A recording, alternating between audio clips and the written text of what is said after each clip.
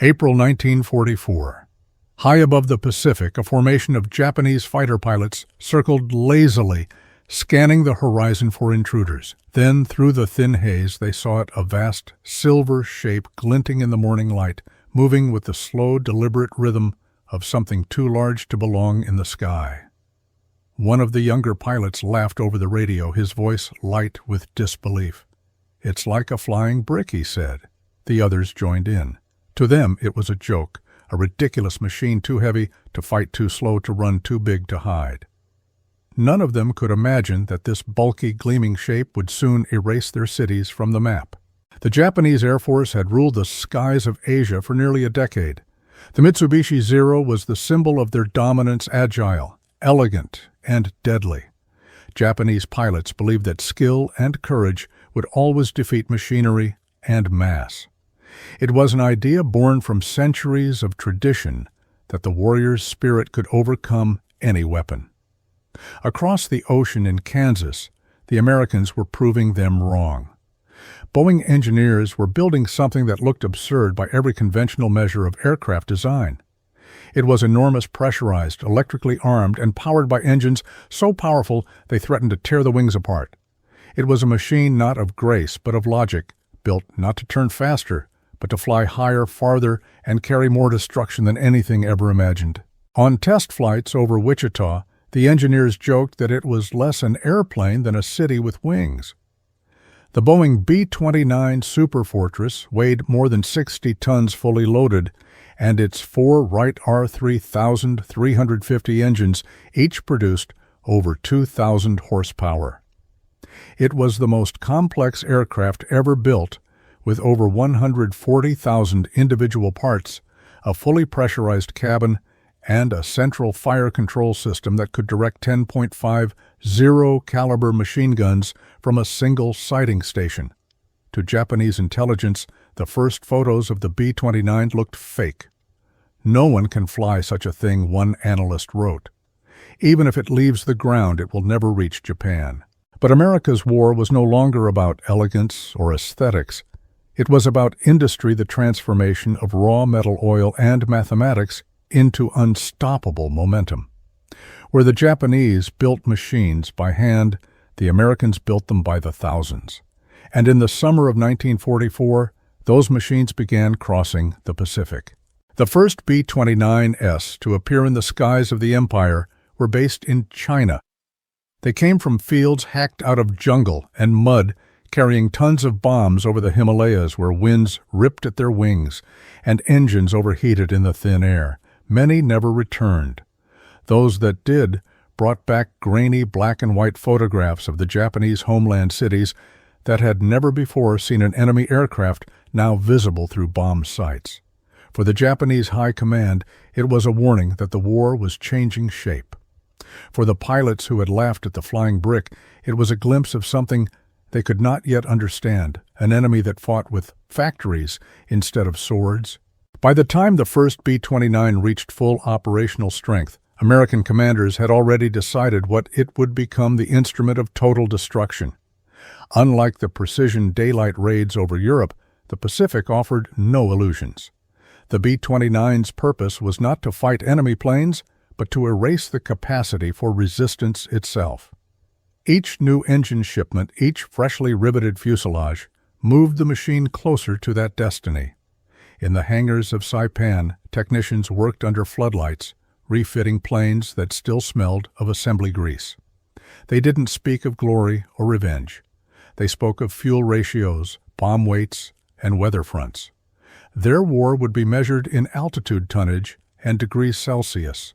And so while Tokyo still laughed, the flying brick prepared to speak in a new language, one made of fire, wind, and numbers. In 1940, while the world watched Europe burn, a small team of Boeing engineers gathered in a drafty hangar in Wichita, Kansas, to design an airplane no one had ever asked for before. The United States wasn't yet at war, but the Army Air Corps had issued a challenge that bordered on the impossible: build a bomber that could fly faster, higher, and farther than any fighter on Earth, one that could carry 5 tons of bombs over 4,000 miles and still defend itself. The engineers called it Project 345. To skeptics, it was a fantasy. To the men who designed it, it was a mathematical problem waiting to be solved. The solution came not from inspiration, but from stubbornness. Every technical barrier forced a new invention. The Wright R3350 engine, an 18-cylinder, 200-horsepower monster, required a turbo supercharger that could maintain sea-level power at altitudes where air was too thin to breathe. The cabin would be sealed and pressurized, the first ever, on a combat aircraft, allowing crews to fly above 30,000 feet without oxygen masks. The gun's 10.50 caliber Browning machine guns would no longer be manned individually. Instead, they were mounted in remote-controlled turrets guided by analog computers and periscopic sights, an early glimpse of digital warfare. Even the bomb bay doors were redesigned to open and close hydraulically in seconds, reducing drag and improving accuracy. Every new feature created new problems. The pressurization system leaked. The superchargers overheated. The complex electrical wiring caught fire during test runs. Test pilots joked that the B-29 could kill you before you left the ground. But Boeing refused to stop. For each problem, a new engineering fix. For each failure, another test. By 1942, the prototype stood ready, gleaming under the Kansas sun, a 43-ton structure of riveted aluminum that dwarfed every bomber that had come before it. The men who built it called it such the monster. When it roared to life for the first time, the ground shook for miles. The U.S. Army knew it had something extraordinary, but barely understood what to do with it. The B-29 cost more than any aircraft in history, $3 billion in today's money, and required a new type of pilot, half aviator, half engineer. Each plane demanded 11 crew members trained to operate its intricate systems. The fuel alone for a single mission could power a destroyer for a week. But in Washington, where production lines were multiplying, cost was no longer the question. America was preparing to fight a global war of distance, and the B-29 was its ticket to reach the unreachable. At the Boeing factories in Wichita and Renton, rows of unpainted fuselages stretched across hangars like silver whales. Thousands of women, many of whom had never seen an airplane before. The war learned to rivet aluminum seams, install hydraulic lines, and wire electrical panels. They worked day and night, the rhythm of drills and hammers echoing across the plains. Each shift ended with a single ritual, signing their initials on the inner bulkhead, a quiet message to the crew who would one day fly it. When the first operational B-29S rolled off the line, the Army's reaction was mixed.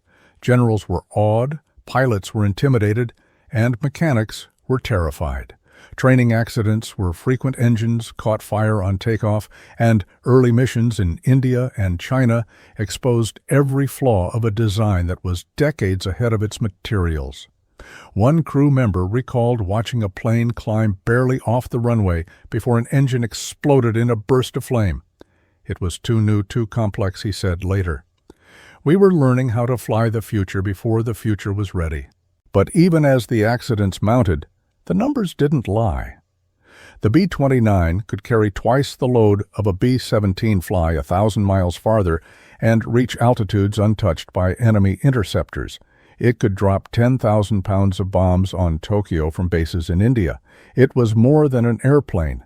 It was a statement of intent, a declaration that geography no longer protected the empire of Japan. By late 1944, from makeshift runways carved into the jungles of Burma and the high plateaus of China, the first B-29 raids began. They were crude, inefficient, and often disastrous, but they reached the Japanese homeland, something no Allied aircraft had ever done.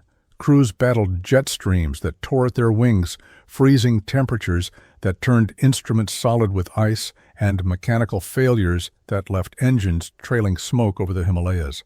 Many never made it back. Those who did returned with stories of a land once untouchable, now visible through their bomb sites, cities glittering in moonlight waiting.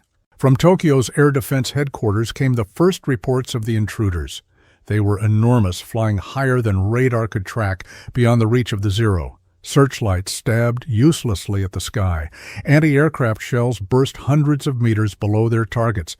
For the first time since Pearl Harbor, Japan realized it was vulnerable from above, yet the ridicule persisted.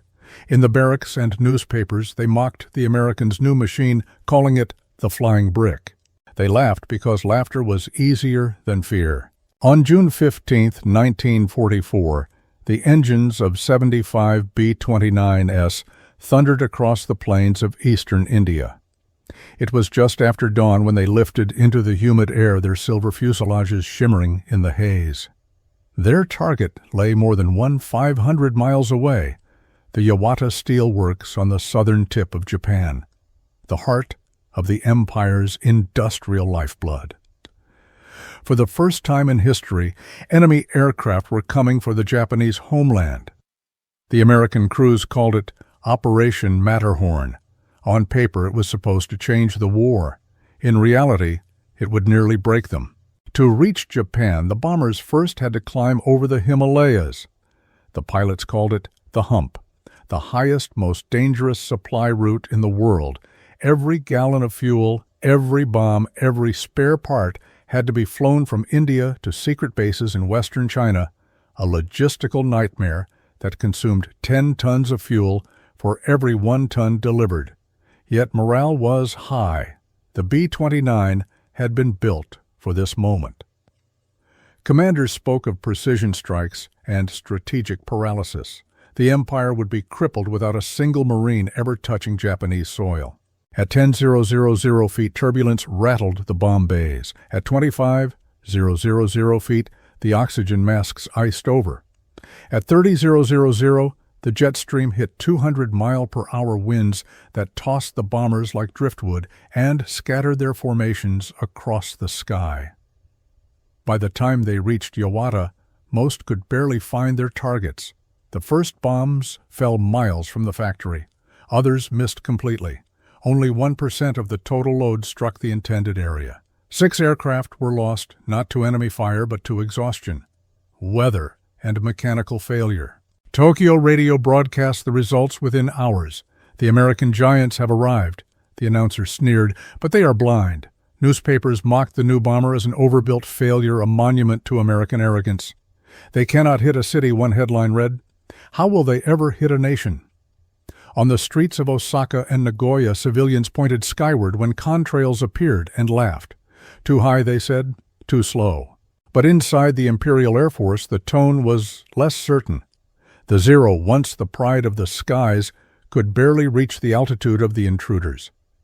Anti-aircraft guns were powerless. Their shells burst far below the shimmering dots that crossed the stratosphere.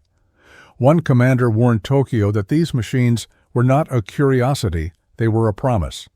If the Americans can build one, he wrote, they can build 1,000. In the months that followed, the B-29s struck again and again. They came from China, from India, from the newly captured islands of Saipan and Tinian. Each raid was a study in frustration. The high-altitude bombing doctrine that had worked over Europe failed over Japan. Jet streams bent bomb trajectories hundreds of yards off course. Clouds covered entire cities. Mechanical failures were constant. Engines overheated and caught fire. Crews returned home exhausted, with more losses from malfunctions than from combat. The Americans were learning a hard truth. Precision was an illusion. The dream of clean, targeted warfare evaporated in the Pacific heat. By late 1944, morale among bomber crews had plummeted. We were supposed to hit factories, one navigator recalled. We hit mountains, rivers, anything but our targets. Even General Hap Arnold, the father of the Army Air Forces, admitted privately that the B-29 campaign was failing. Then came a man who would change everything, Major General Curtis LeMay. Short, blunt, and relentless, LeMay studied the bomb damage reports and saw a pattern no one else wanted to admit. You can't bomb Japan from 30,000 feet, he told his staff. You can't even see it. He ordered a radical shift in tactics, abandon high-altitude precision. Strip the bombers of defensive guns and fly low, very low over the cities of Japan at night, carrying nothing but incendiaries. It was a plan so dangerous that even veteran crews called it suicide. but LeMay believed that if the bombers couldn't destroy Japan's factories, they would burn its cities instead. In February 1945, under a cold moon over Tokyo, the first test raids began. The bombers flew at just 5,000 feet, their bellies filled with napalm and magnesium clusters. The city burned so fiercely that even at that altitude, crews could feel the heat through the fuselage. The firestorm consumed 12 square miles of the capital in a single night. For the first time, Japanese civilians began to understand that their skies no longer belonged to them. The mockery was over. For the Japanese, the sound of the B-29's engines, once a curiosity in the distance, became the sound of dread. The Empire's air defenses built to stop agile dogfights were useless against these giants descending out of the darkness. For the Americans, the raids marked a turning point, the transition from warfare to annihilation. LeMay's new strategy had worked, and it would soon become the template for destruction on a scale the world had never witnessed. The flying brick had drawn first blood, but what came next would set the sky on fire. March 9, 1945. The night over Tokyo was cloudless, the wind blowing gently from the east at 17 kilometers per hour, perfect conditions for a fire to spread. At 7:45 p.m., the first of 334 B-29 Superfortresses lifted off from airfields on Saipan and Tinian. Each one carried 665 tons of M69 incendiary bombs, small napalm-filled cylinders designed not to explode but to ignite and multiply. Crews were ordered to fly low at altitudes between 4,500 and 8,000 feet without the protection of their usual defensive guns. There would be no dogfights, no high-altitude precision, no illusions. Only fire. General Curtis LeMay had planned it in silence. The jet streams that had rendered precision bombing impossible would no longer matter at low altitude. Instead of trying to hit factories, the bombers would target the neighborhoods where workers lived, the wooden cities themselves. Tokyo was built almost entirely of paper and pine. The bombs were designed for exactly that. Each M69, weighing only 6 pounds, would punch through a roof and ignite 3 seconds later, splashing burning gel across the tatami mats, the sliding doors, the lives inside. Multiply that by 500,000.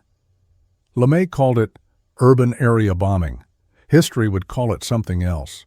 At 12:08 a.m., the first Pathfinder aircraft reached the eastern edge of the city and released magnesium flares to mark the target zone. Residents in the working-class district of Shitamachi looked up at the sky, puzzled by the sudden daylight. Then the roar began. Within minutes, the sky filled with descending silver specks, clusters of incendiaries tumbling end over end. When they struck, the city erupted. Napalm rolled through alleys like liquid light. Roofs vanished in seconds. Streets became rivers of flame. From 5,000 feet, the B-29 crews could smell it, the heavy, oily stench of burning wood and flesh rising through open bomb bays. The whole city was a furnace, one pilot wrote. It was like flying over hell with the lid off. The heat was so intense that instruments on some aircraft malfunctioned. Others were pushed upward by thermal updrafts strong enough to lift a bomber. At 2:00 a.m., the flames merged into a single firestorm stretching 6 miles across.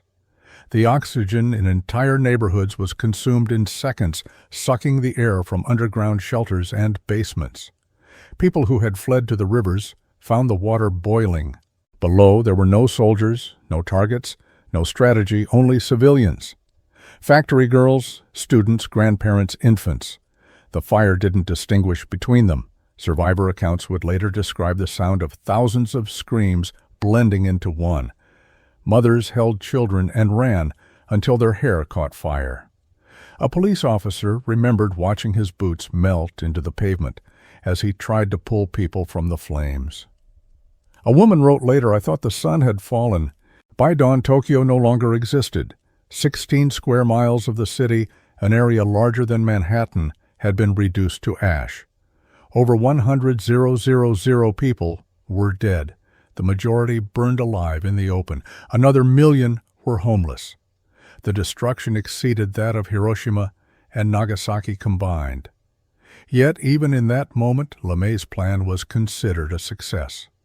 The surviving crews returned to base silent, their faces blackened with soot. The radio operators logged the mission in mechanical terms: 279 aircraft over target, 665 tons of incendiaries, dropped results satisfactory. When LeMay briefed Washington, he was blunt. If we lose, he said, I'll be tried as a war criminal. But he didn't lose. The results were undeniable. Japan's war production fell by half within weeks. Entire districts of skilled labor vanished overnight. American intelligence called it the most effective air operation of the war. The fires of Tokyo had proven what the atom bomb would later confirm: that destruction could be industrialized, manufactured, and delivered by schedule. In Tokyo, survivors wandered the ruins at sunrise, stepping through a wasteland of twisted metal and blackened skeletons. A Buddhist temple that had stood since the 17th century was gone. The imperial palace, barely spared, stood amid a ring of smoke. The emperor's advisors ordered silence: no radio, no mourning, no acknowledgement of the inferno.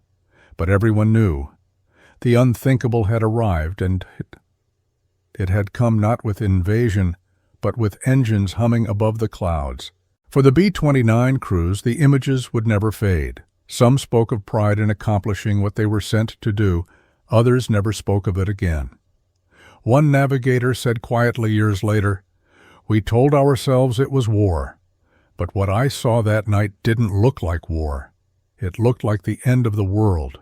LeMay's tactics, now proven beyond doubt, would be replicated across Japan. Osaka, Kobe, Nagoya, Yokohama, each would burn in turn. The flying brick, once a joke among Japanese pilots, had become a weapon of systematic extinction. It no longer mattered whether a single zero rose to intercept. Nothing could stop the fire. In less than 3 hours, human arrogance, engineering genius, and moral blindness had merged into one unstoppable force. The firestorm over Tokyo marked not just the destruction of a city, but the death of an idea, the belief that technology could remain separate from humanity. From that night forward, the line between victory and atrocity would never again be clear. The firestorm that consumed Tokyo was not the end. It was a beginning, the prototype of destruction refined into procedure. What had been an experiment became a system. The B-29 campaign turned into a factory line of annihilation, its efficiency measured in miles burned and tons of debris created. Tokyo was simply the first proof that fire could win a war. Within days, LeMay expanded the strategy to every major city in Japan. From March to June 1945, the sky over the islands never darkened.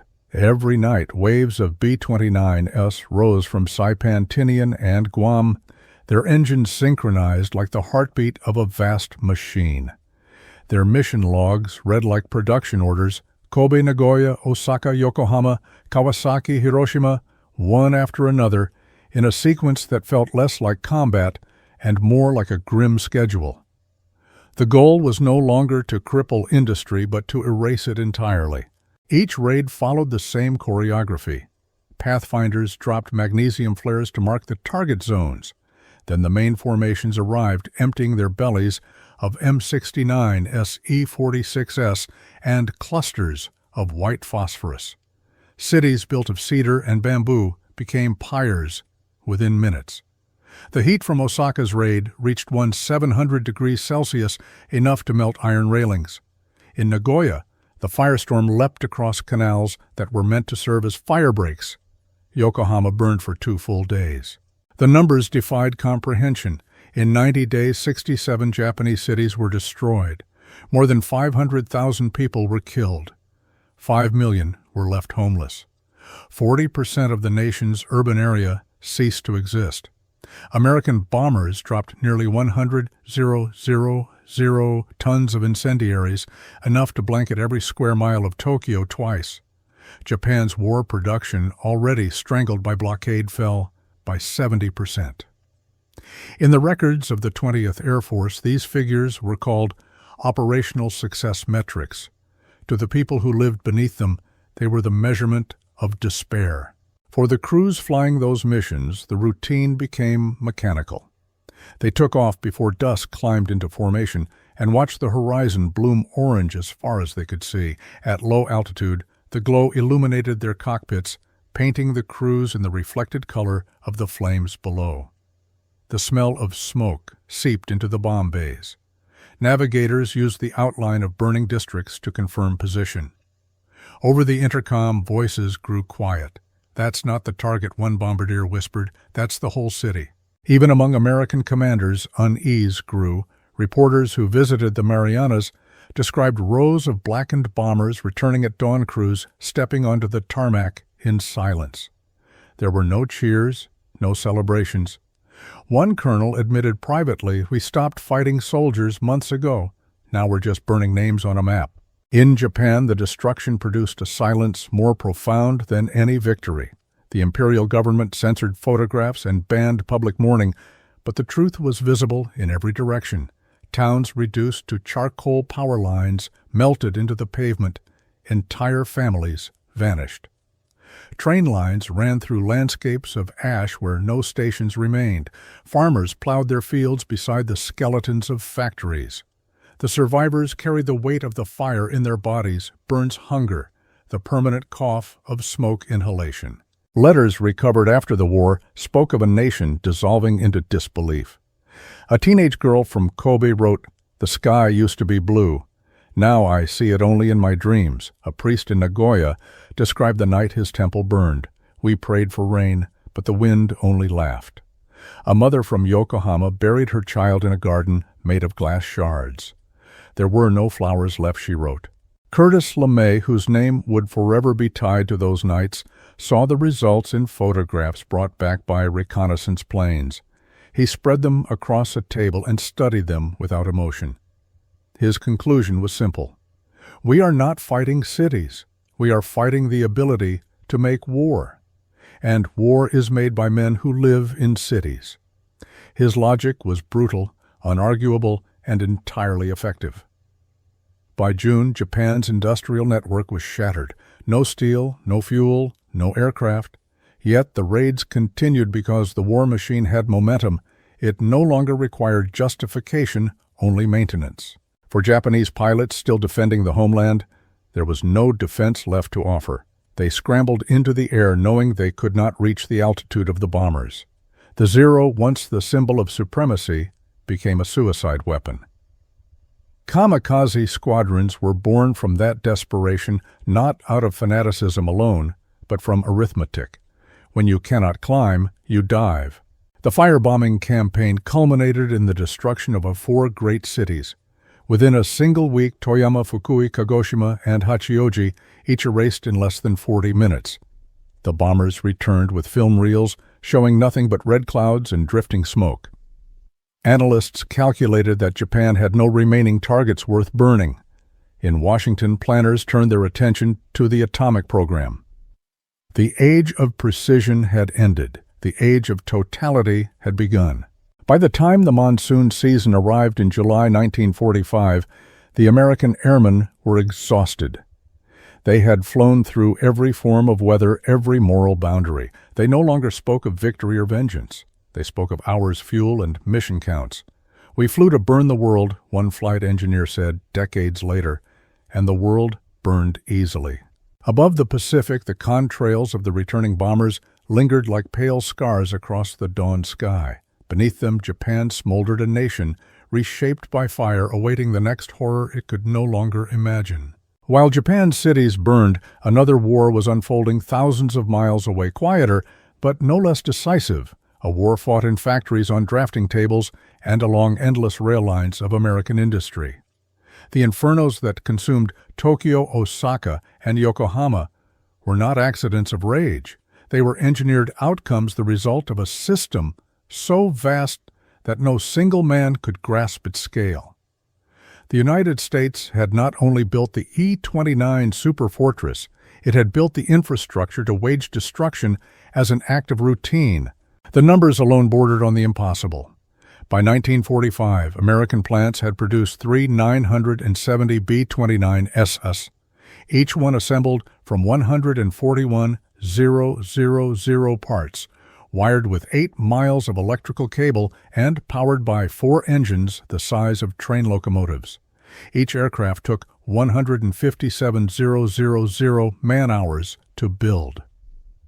At Boeing's Wichita plant, production lines ran day and night under white floodlights that made the factory glow like a small sun.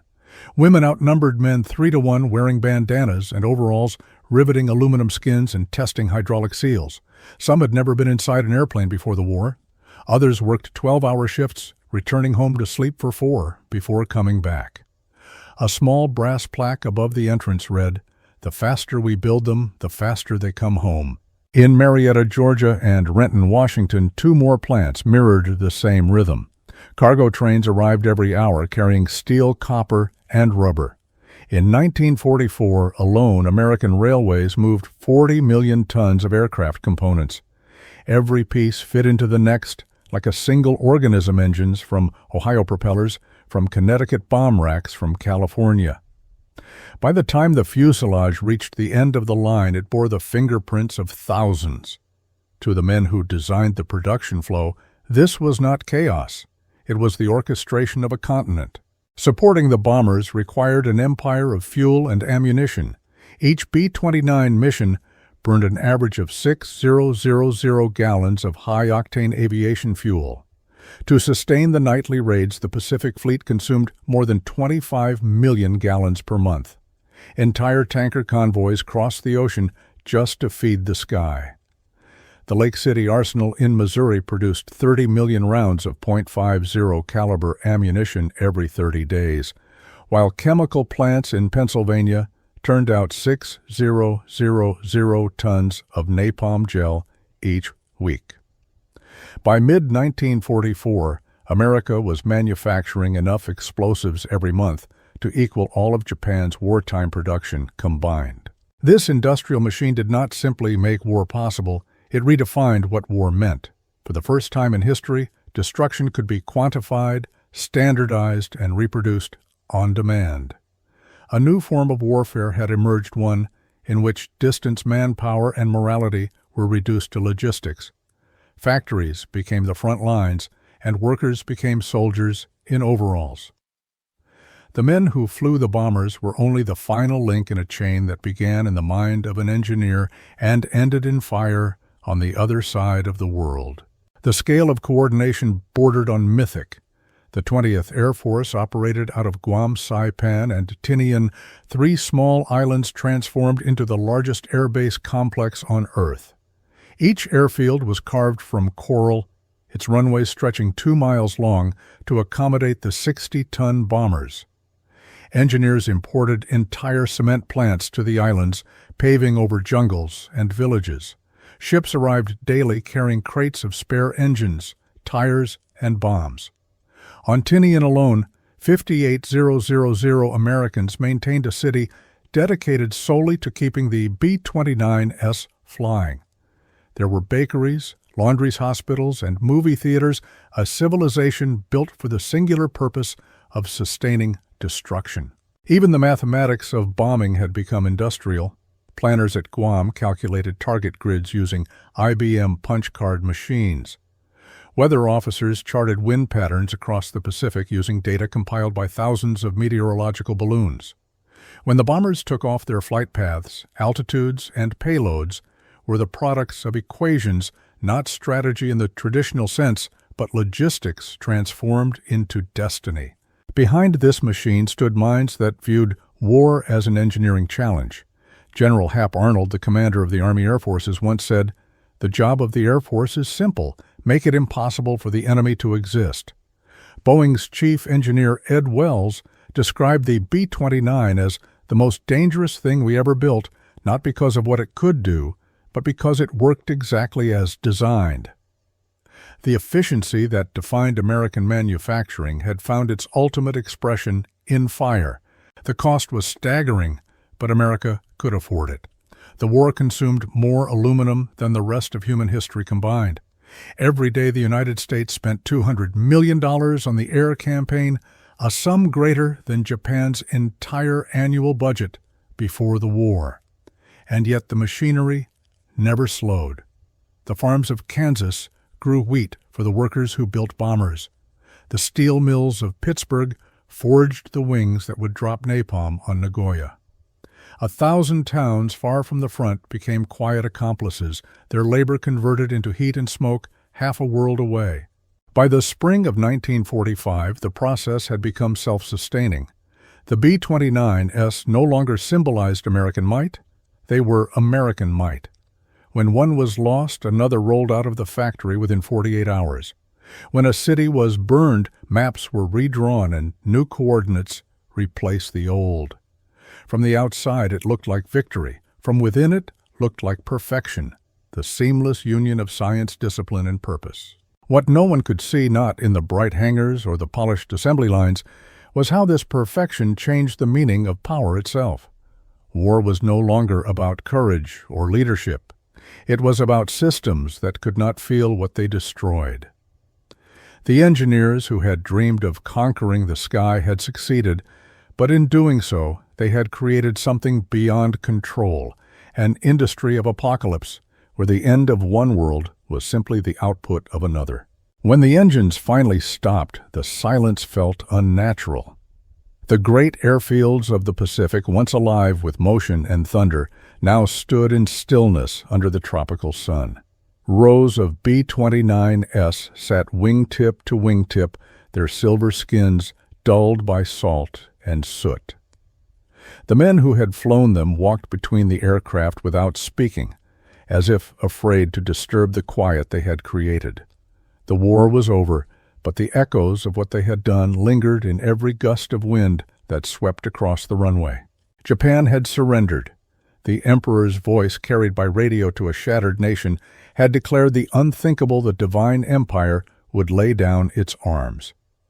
In the ruins of Tokyo, survivors gathered among the ashes of their neighborhoods, listening to a static-filled broadcast they could barely believe. Some wept, others simply stared at the ground. Around them nothing remained but concrete foundations and twisted metal. The smell of smoke still hung in the air months after the last raid. The Allied cameras arrived soon after. They filmed what no one had seen from the sky children searching for parents among the debris streets where the earth had fused into glass canals filled with the outlines of bodies turned to shadow. The footage never appeared in theaters. Even victory had its limits. For a time, the world preferred statistics to images. 67 cities destroyed, 500,000 dead, 5 million without homes. Numbers could be counted, faces could not. Among the air crews, the sense of triumph faded quickly. At first, they told themselves it had all been necessary, that the firebombing had shortened. The war saved lives, prevented invasion. But the logic that had justified the flames could not quiet the memories. One pilot from the 505th Bomb Group wrote years later, "I never saw the faces, only the fires." Maybe that was the mercy of altitude. A gunner from the 314th remembered the heat shimmering through the bomb bay as he released his load. It felt like the world itself was breathing fire. When I think about it now, I realize we never came down from that night. Curtis LeMay received his promotion and a medal, though he rarely spoke about the raids afterward. When a reporter once asked whether he regretted the destruction, he answered with the cold precision of an engineer, "If we hadn't done it, we'd still be fighting." War is about making the other side quit. His words were not cruelty, but conviction, the conviction of a man who had measured morality in tonnage and time. In Japan, the survivors found a different language. A nurse in Nagoya, one of the few who treated the burn victims in the months after the raids, recalled the wounds were like melted candles. We had no medicine, only water. In Tokyo, a teacher returned to the remains of her school and found a single wall still standing, covered in soot but intact. On it, written in chalk by a child before the raid, were the words, "If we survive tonight, let's play again." She left them there. The B-29 became a relic almost as quickly as it had become a weapon. Within a few years, the jets that succeeded it rendered the great propeller-driven Fortress obsolete. Some were scrapped, others displayed in museums. Visitors marveled at their size, their guns, their engines, rarely thinking about the sound those engines once made over sleeping cities. The men who had flown them aged quietly, carrying the burden of a victory that felt too large to celebrate. They attended reunions, drank, and told stories that ended abruptly, always at the same moment when the bombs left the bay. History called the campaign a success. The war ended. Japan rebuilt. The United States entered an age of prosperity, but beneath the surface of that triumph lay an unspoken truth. The B-29 had changed not only the course of war, but the meaning of it. It had proven that human beings could destroy entire nations without ever seeing the faces of those they killed. It had reduced morality to altitude and compassion to efficiency. Standing today before one of the last surviving superfortresses in Dayton, Ohio, the metal still gleams under museum lights. Children point at its engines, marveling at its size, while veterans stand silently beside them, eyes fixed on something far away. On a small plaque beneath the cockpit, a line from a post-war interrogation of a Japanese pilot is engraved. We laughed when we first saw them. We stopped laughing when the sky turned to fire. The laughter had died long before the war ended. What remained was the silence, the same silence that followed every mission, every explosion, every burned city. It was the sound of victory, without joy of progress, without mercy. And so the story of the B-29 ends not with celebration, but with a question. How much destruction can humanity call success before it destroys the very idea of victory itself? If you believe that technology and power can save us, or that they can end us, leave a comment with the number 7. Tell us what you would have done in that sky. And if you want to hear the stories history tried to forget, subscribe to WW2 Stories, because some echoes are too important to let fade into silence.